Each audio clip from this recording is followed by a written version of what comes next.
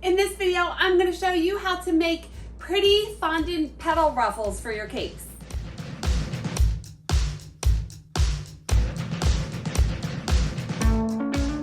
Hi, it's Karolyn. Welcome back to my channel. I'm a professional cake decorator just outside of Philly. I've been decorating cakes since 2002, and on this channel I share my tips and tricks and ways that I bake and decorate cakes to help you along your journey. So if you'd like to join me, hit the subscribe button and the bell so you can get notified whenever I release a new video. So I am making a cake with these pretty ruffles on it, and I wasn't going to film it, and then I was like, you know what, I better film it.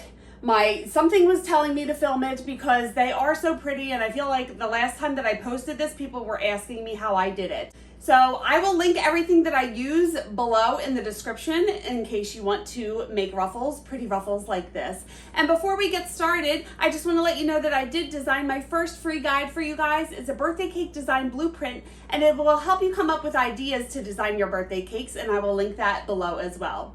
So let's get into the video. So I'm making these beautiful petal ruffles to put on the bottom tier of a cake. They're so adorable, a little time consuming, but pretty simple. I have marshmallow fondant here that I popped in the microwave for like 5 seconds just to get it warm and pliable. I have some Crisco just to keep the fondant from sticking to my hands, and a little bit of cornstarch that I'll sprinkle on the countertop and roll this out. You want it really thin, and you think it's going to be thin, and then you're going to cut the little flowers out and it's still going to be thick. So as thin as you can get it, just roll it up.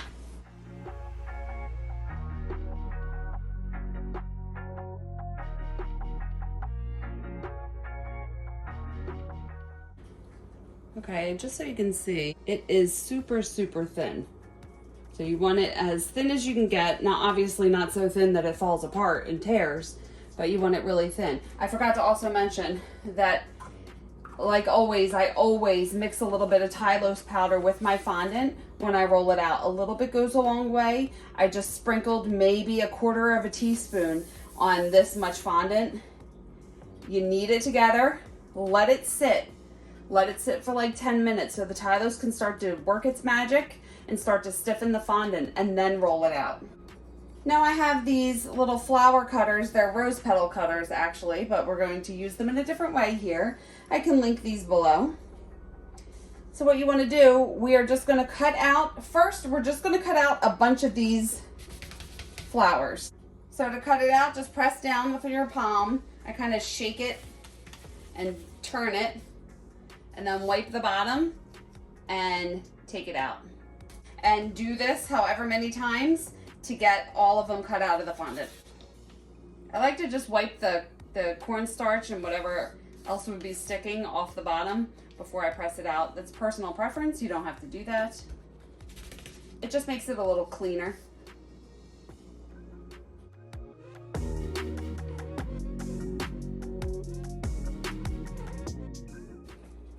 Okay, now I have this flower former that I got from Wilton.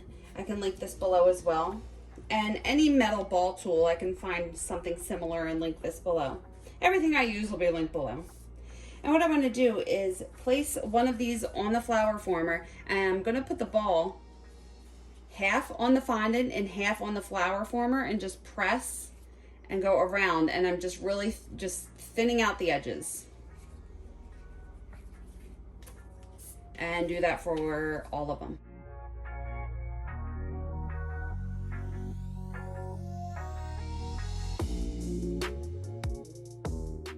I have a little bit of water and a small paintbrush. What I'm going to do is put 2 of these together, put these in pairs. So I'm going to wet the bottom part just in the middle, and then put a top piece on and try to stagger it. Don't put the leaves exactly, don't put the petals exactly on top of each other. Turn it a little bit so they're staggered and press down. And do that for all of them. Now to make them in their little bunches looking like this, pretty easy. So I'm going to pick it up, and I'm just using my fingers. Wait, let me get in frame. Putting my fingers like this and sticking it in there and just basically pinching it all together. And then underneath it kind of comes to like a little tail. And I like to keep that tail on there in case we need it to stick it into the cake. And then just setting that aside. This is a cookie sheet, and I just always put decorations like this on cake box lids that I cut off of the boxes. So just setting it aside, it's easier to move when it's on a cookie sheet or something like that, that'll hold its shape. And just do that for all of them. So I have my fingers here, and I'm kind of just pushing it all together into a little point in the back.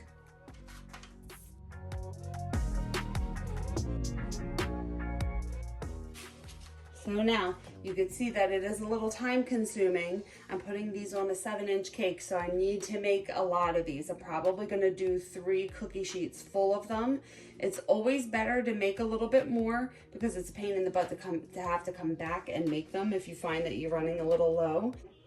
This will probably take me about another 2 hours or so to finish all of them, but I will just repeat that whole process of rolling the fondant out. So I'm gonna pop this fondant back in the microwave, let it soften, roll it out really thin, cut it out, thin the edges, and put them together and pinch them. You want to work in small sections. You don't want to do a bunch of them because the fondant does start to dry and it'll start to crack. So it's better to just do a little bit at a time and just keep repeating the process than to do everything at once. Okay, so now I have my cake here. I'm putting the ruffles on the bottom tier. This tier is iced in buttercream, and I actually took it out of the refrigerator about 45 minutes ago so the icing and the cake could soften, so it'd be easier for me to put the ruffles in here. I have the ruffles. It took me about 2 hours to do these. That's the only thing. It is time consuming. However, the end product is so pretty. And I am probably going to need a few more, but I just didn't feel like continuing last night. So I just wrapped them in plastic so they wouldn't get too dried out. I have some piping gel here. A Dresden tool that we're going to use to push the ruffles into the cake. And a paintbrush for the piping gel. And I have a wet paper towel and an X-Acto knife that I can keep wiping off the blade as the fondant starts to stick. These ruffles, remember, we have a little tail on them. The tail is going to help anchor them into the cake, although you don't really need them that much at the bottom. And I don't want to push the tail too far into the cake, so I'm probably just going to trim the tail off just a little bit. Get a little piping gel on the back of the paintbrush, and then as I push this into the cake, I don't want to push on the petals with my thumb. I want to take a Dresden tool or something that kind of comes to a point. You could even use the end of a paintbrush or something like that to push it into the cake, trying not to mess up the petals as you do that. And what I like to do is go around the bottom and then, you know, fill in the spaces and work your way to the top. So now you can pick different petals and see what fits. If you just put them in a line, they may not go together. So you might have to, like this one will probably look better if I put it vertically rather than horizontally. So as I am choosing what petals to put in, I'm gonna first, well, I'd like to cut the tail off so I don't have to push it too far into the cake, and then find the right position that you want it to be. Get some piping gel on the back or even into the cake, and then push it in so it is secure.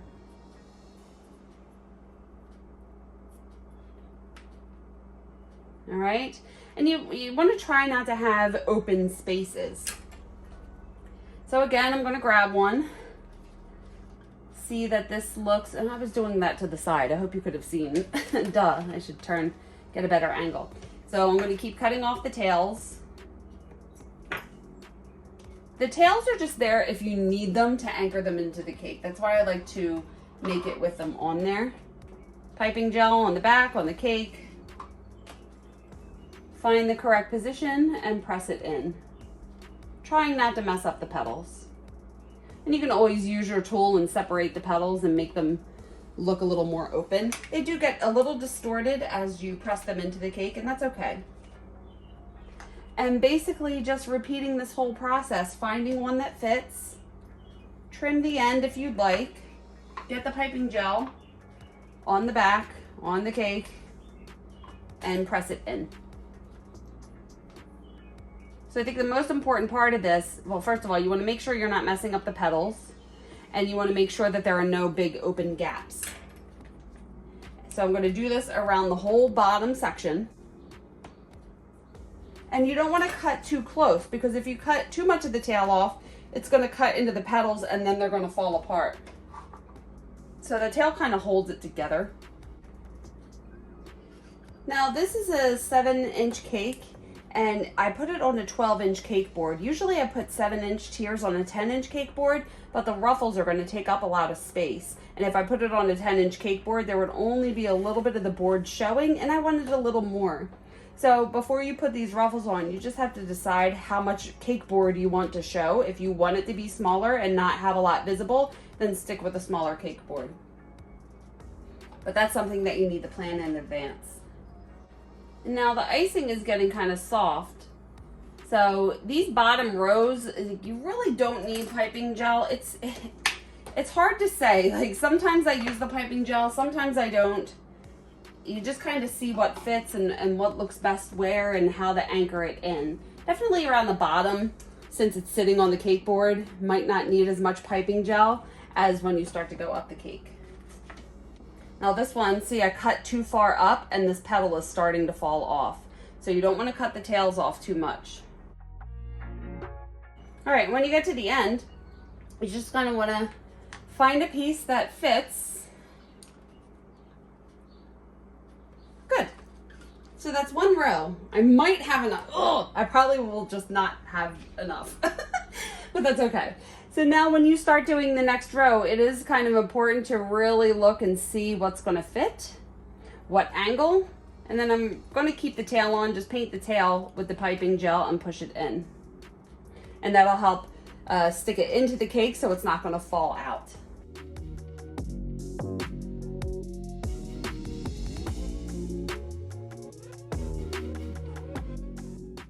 Another thing I forgot to say is that I like to ice the cake in the same color that the ruffles are going to be. That way, if there are spaces in between the ruffles, you can't tell because everything is the same color.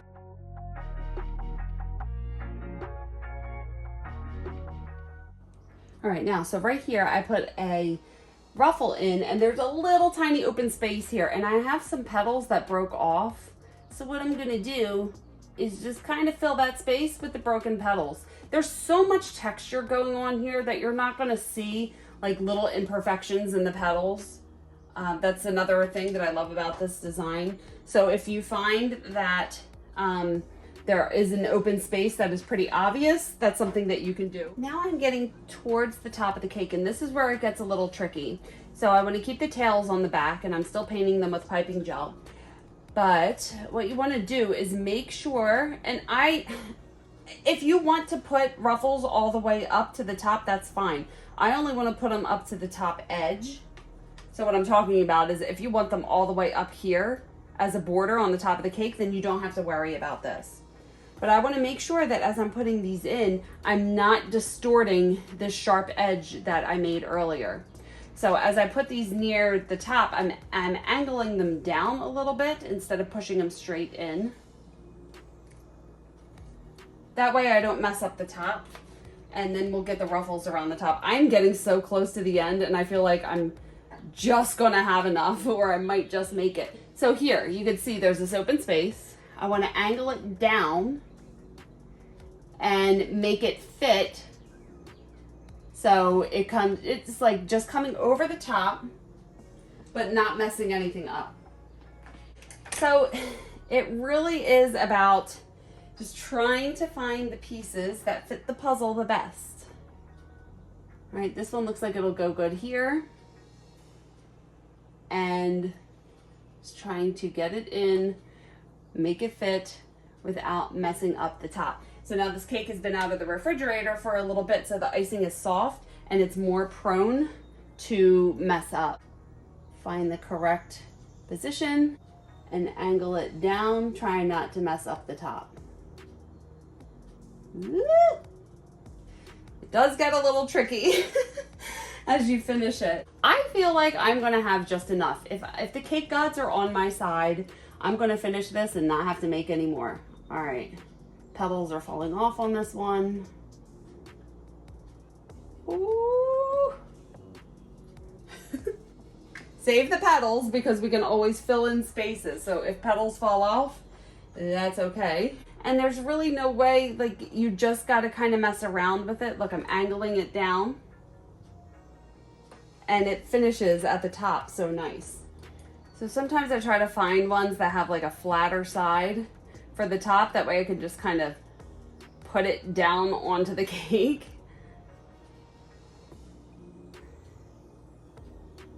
So I'm trying to put the flat side against the top of the cake and maybe just anchor the tail into the icing slightly.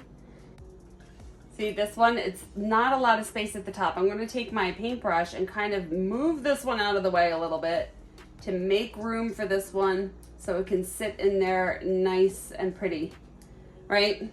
So it's hard. You're really just trying to figure out the best way. Oh my gosh, I am on my last one. And I think what I want to do is just take this last one and these extra petals and just fill in any spaces that look like they need a petal, right? So down here looks a little low. I want to put a petal here.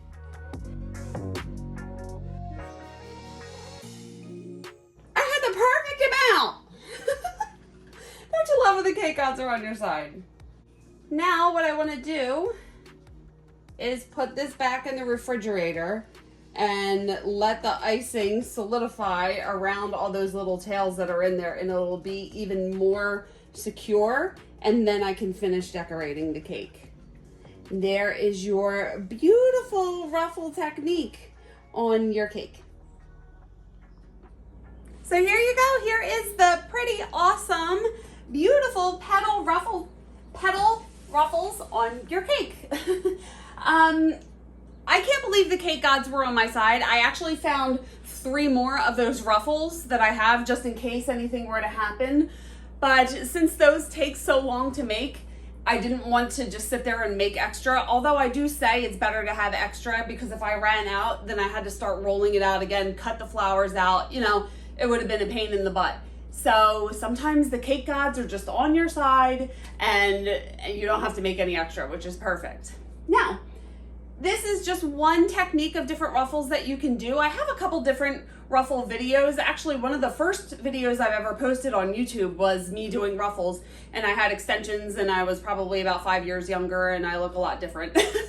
But I can link that below as well. And I watched that video. It's funny because I wasn't really good with the camera yet, and I was very soft-spoken, and now I'm all like in your face and screaming.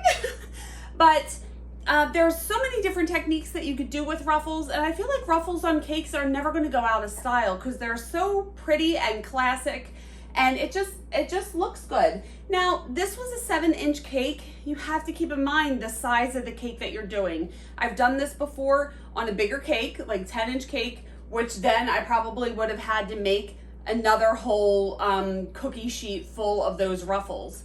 So if you are charging for these cakes, make sure that you take into account, is that the right phrase?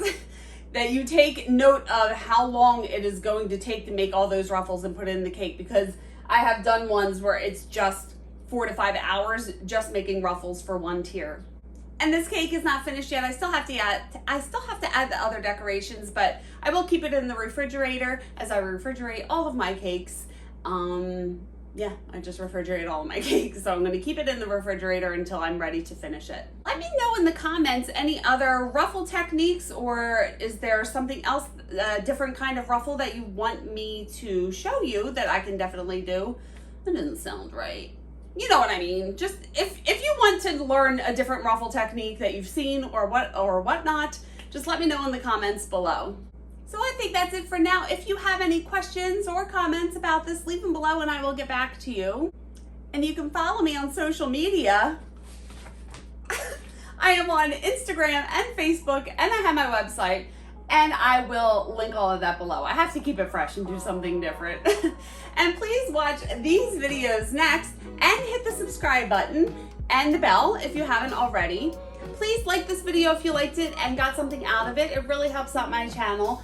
Thank you so much for watching. I appreciate each and every one of you, and I will see you on the next one. Bye.